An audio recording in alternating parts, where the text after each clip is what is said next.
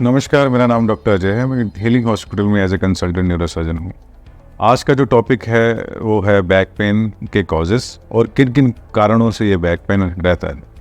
देखिए, स्टडीज़ के हिसाब से अराउंड 10 में से 8 लोगों को, मतलब नॉर्मली 80% लोगों को ज़िंदगी में कभी ना कभी बैक पेन से जूझना पड़ता है। तो इसको अगर हमें डिटेल समझना है कि कारण क्या है, उस पर आज हमने ये वीडियो बनाया है। देखिए, बैक में काफ़ी चीज़ें हैं जिसकी वजह से पेन हो सकता है। जैसे ये हमारे पास एक स्पाइन का मॉडल है, तो इसके पीछे की तरफ ये बैक का पोस्टीरियर एस्पेक्ट है। इसके पीछे की तरफ ये आप बोन का मॉडल देख रहे हैं। इसके पीछे यहाँ काफ़ी बल्क होता है मसल्स का, जिसमें अपने लेटिस्मस डोर्साई हैं और वेरियस स्पाइनस प्रोसेस पर लगने वाले मसल्स हैं। काफ़ी मसल बल्क है जो इसको सपोर्ट करता है स्पाइन को। जैसे हम प्रोलॉन्ग्ड बैठने वाला काम है, जैसे आजकल यंग पॉपुलेशन सॉफ्टवेयर इंजीनियर्स जो हैं प्रोलॉन्ग बैठते हैं, झुक के कुछ रीड करते हैं, तो हमारे ये सारे मसल्स थक जाते हैं, जिसको हम कहते हैं कि सोरनेस आ जाता है, जिसकी वजह से पेन करना शुरू कर जाते हैं।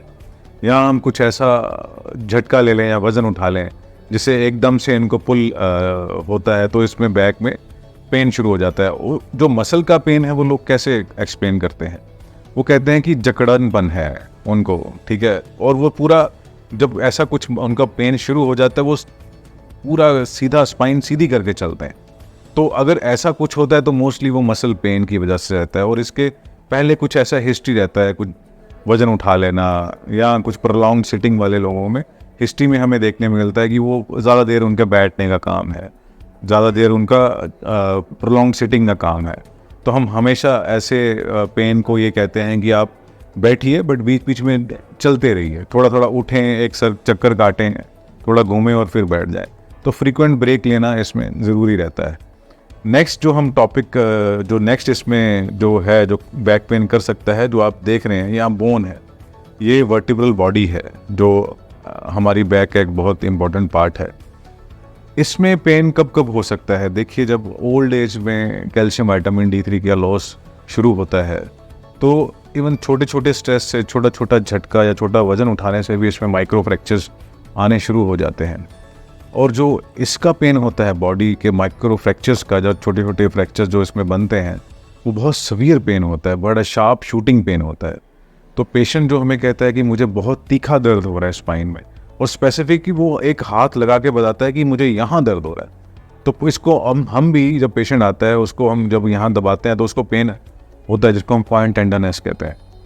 सो ऐसा पेशेंट ना लेट के खुश है, ना खड़ा होकर खुश, ना बैठ के खुश, उसको हर पोजीशन में पेन होता है। तो ये है बोन पेन का, तो ये कारण है। अगर बोन पेन होता है तो ऐसा करेक्टरिस्टिक रहता है। तीसरा जो कंपोनेंट इसमें है वो जॉइंट्स।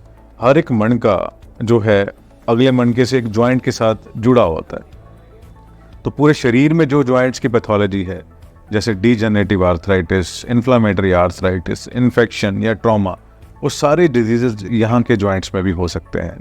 सो पेशेंट जो जॉइंट्स का इशू रहता है, उसमें किस कंप्लेंट से आते हैं? वो कहते हैं कि मुझे जब अर्ली मॉर्निंग उठता हूँ, मुझे स्टिफनेस, जॉइंट मतलब अपनी बैक जकड़ी सी रहती है, मुझे बैठ के खड़े होने में, लेट के बैठने में, इन चीज़ों में दिक्कत रहता है। सो हमें थोड़ा सा आइडिया लग जाता है कि हाँ, इनको मोस्ट लाइकली जॉइंट इन्फ्लामेशन या जॉइंट आर्थराइटिस या इसके रिलेटेड कुछ इनको प्रॉब्लम है। और उसके बाद जो अगला एक मेजर कंपोनेंट है हमारे स्पाइन का, वो 2 मणकों में डिस्क रहती है। डिस्क बेसिकली एक कुशन जैसा है, जो 2 मणकों के बीच में एक कुशन जैसा और शॉक एब्जॉर्बर जैसा काम करता है। ये 2 कारणों से पेन कर सकता है। एक, अगर हम एकदम से वज़न भारी उठाएं, सो ये इसका जो कैप्सूल है वो फट जाए और बीच का जेली मटेरियल बाहर आके नसों को दबाए। उसमें जो पहले दर्द होता है, अगर आप ऐसा कोई झटका लेते हैं या वज़न उठाते हैं, उठा के आप घूमते हैं, टॉर्जनल मूवमेंट देते हैं, तो पहले पेन तो सिर्फ बैक में होती है और सीवियर शार्प शूटिंग पेन आता है अक्यूट डिस्क बल्ज में, जब एकदम से हम डिस्क फट के बाहर आती है। फिर उसके बाद जब डिस्क मटेरियल अपनी जगह से निकलता है, वो रूट्स को इरिटेट करता है, फिर बैक का दर्द थोड़ा कम रहता है, थोड़ा कम हो जाता है और वो पैरों में दर्द शुरू आ जाता है। तो अगर ऐसा कुछ है, पैरों में दर्द आ गया, पहले बैक में था फिर पैरों में आ गया और पैरों में सुनपन आ गया, इसका मतलब मोस्ट लाइकली वो डिस्क की प्रॉब्लम है, तो डिस्क का डिजीज़ है। तो ये हमें सारे हिंट्स होते हैं कि हाँ कौन कौन की प्रॉब्लम हमें है। हम इससे आइडिया लगा सकते हैं। अगर मरीज ऐसा बोले कि पहले बैक में दर्द था तो अब टांगों में चला गया, तो हमें आइडिया लग जाता है कि मोस्ट लाइकली पेशेंट डिस्क की प्रॉब्लम से जूझ रहा है। और कुछ कारण हैं, देखिए अगर इन सब चीज़ों में कुछ एक्सप्लेन नहीं होता और पेशेंट को हम एमआरआई कराते हैं, ढूंढने की कोशिश करते हैं क्या है, फिर भी कुछ कारण हमें बैक पेन के नहीं मिलते, तो हम उसे न्यूरोजेनिक कारण कहते हैं, जो बेसिकली हायर सेंटर्स, जो ब्रेन में कुछ पेन पाथवेज में कोई इशू है उसके साथ हम उसको रिलेट करते हैं। उसके लिए भी हमारे पास कुछ स्पेशल मेडिकेशंस हैं, मूड के लिए कुछ साइकोट्रोपिक ड्रग्स हैं जिससे हम वो रिलीव करते हैं। सो आज हमने जो डिस्कस किया है वो है कारण, किस वजह से आपके बैक में दर्द होता है और कैसे कैसे प्रेजेंट करता है। अगर आपको इन ऐसी कोई बैक पेन है जो उसके बारे में आप थोड़ा और जानना चाहते हैं, जो आप दिखाना चाहते हैं, ठीक नहीं हो पा रहे हैं, तो प्लीज़ आप अपने हीलिंग हॉस्पिटल में आइए, हमसे कंसल्ट कीजिए। हम इसके बारे में डिस्कस करेंगे और थोड़ा सा आपको इसको रिलीव करने में आपकी हेल्प करेंगे। धन्यवाद।